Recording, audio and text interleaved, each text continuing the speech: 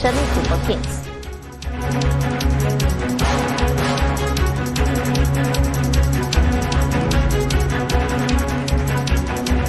அண்மை செய்தியை பார்த்து வருகிறோம்.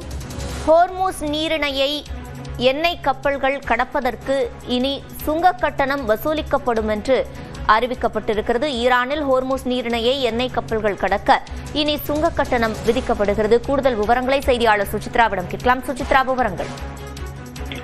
இஸ்ரேல் ஈரானுடைய போர் சூழல் காரணமாக மூடி வைக்கப்பட்டுள்ள ஹோர்முஸ் நீரிணை வழியாக செல்லும் கப்பல்களுக்கு கட்டணம் விதிக்கும் திட்டத்தை தற்பொழுது ஈரானுடைய நாடாளுமன்ற பாதுகாப்பு குழுவானது பரிந்துரைத்துள்ளது. மிக முக்கியமாக தற்பொழுது தடை செய்யப்பட்டுள்ள இந்த ஒரு காரணம் பாதுகாப்பு மற்றும் பொருளாதார நீர்நிலையை செய்யும் விதமாகத்தான் இந்த ஒரு கட்டுப்பாடுகள் விதிக்கப்படுவதாக ஈரானுடைய நாடாளுமன்றத்தினுடைய பாதுகாப்பு குழுவானது தற்பொழுது தெரிவித்திருக்கிறது. மிக முக்கியமாக இந்த ஹோர்முஸ் நீரிணையுடைய ஈரானின் அதிகாரத்தை நிலைநாட்டும் வகையில் இந்த ஒரு திட்டமானது பரிந்துரைக்கப்பட்டுள்ளதாகவும், அது மட்டுமல்லாமல் இந்த வழியாக செல்லும் கப்பல்களுடைய அந்த பாதுகாப்பையும் பொருளாதார நடவடிக்கைகளையும் நிலைநிறுத்தும் வகையில் இந்த ஒரு நடவடிக்கை என்பது எடுக்கப்பட்டு வருவதாகவும் தற்போது ஈரான் தரப்பில் கூறப்பட்டுள்ளது. இந்த கட்டணம் என்பது ரியாலில் வசூலிக்கும் விதிகள் என்பது விரைவில் அமலாகும் என்ற ஒரு தகவலையும் ஈரானுடைய அரசு தரப்பு அதிகாரப்பூர்வமாக தெரிவித்தது. அது மட்டுமல்லாமல் அமெரிக்கா மற்றும் இஸ்ரேல் நாட்டை சேர்ந்த கப்பல்களுக்கு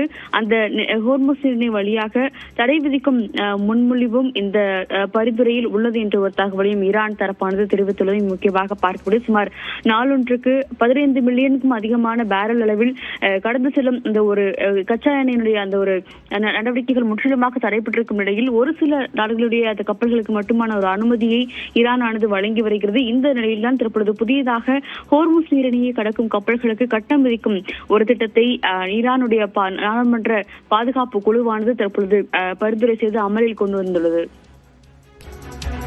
விவரங்களை வழங்கியமைக்கு நன்றி சுசித்ரா.